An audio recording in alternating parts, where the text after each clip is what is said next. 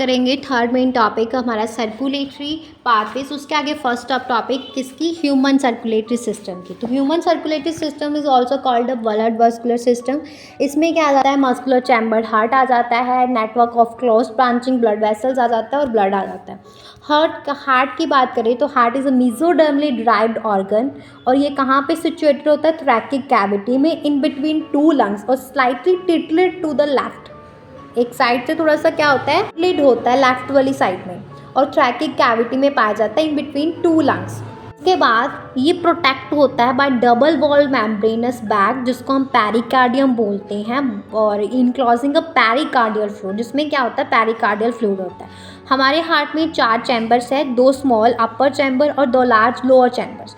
Small अपर chambers को atria बोलते हैं, बाहर से देखता है वॉल के अंदर फोल्डिंग्स ऑरिकल्स, और 2 लार्ज लोअर चैम्बर्स उनको हम वेंट्रिकल बोलते हैं। और एक थिन मस्कुलर वॉल होती है जिसको हम बोलते हैं इंटर आर्टियल सेप्टम, जो सेपरेट करती है राइट और लेफ्ट एट्रिया को।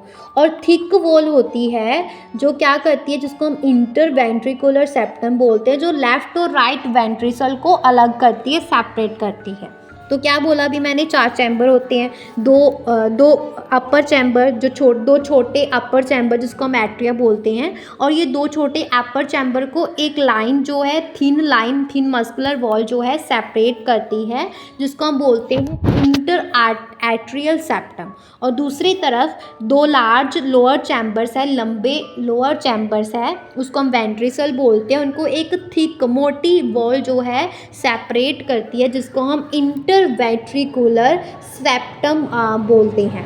ये एट्रिया और ventricle of the same side और also separated by a thick fibrous tissue, जिसको हम एट्रोवेंट्रिकुलर सेप्टम बोलते हैं।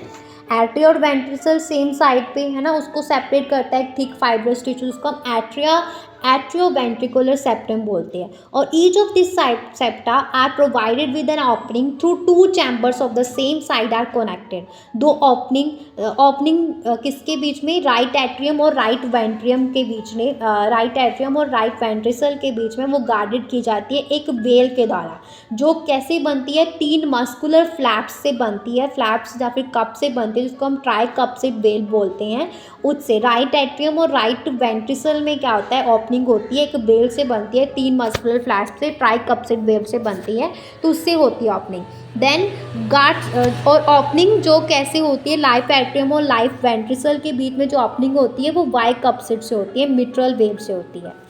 ऐसे ही opening of right and left ventricle into the pulmonary artery and aorta are provided semi lunar valves. जो heart में valves होती हैं वो अलो करती हैं ब्लड के फ्लो को एक डायरेक्शन में, is from atrium to ventricle and from ventricle to atrium, artery, ventricle to artery, pulmonary और अरोटा। और ये वेल्व जो है प्रेजेंट होती हैं, ये जो वेल्व हैं वो प्रिवेंट करती हैं बैकवर्ड फ्लो को प्रिवेंट करती है।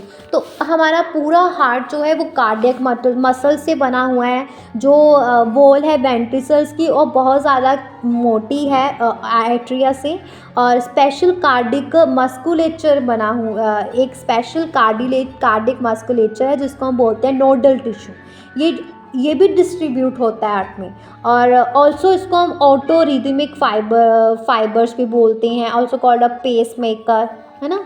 ऑल द जो नोडल टिश्यू है क्या करते हैं, जनरेट करते हैं इम्पल्स को, बट जो SAN है हमारा वो क्रिएट करता है किक को, मतलब स्टार्ट करता है वो कार्डियक एक्टिविटी को, वो जनरेट नहीं करता इम्पल्स को।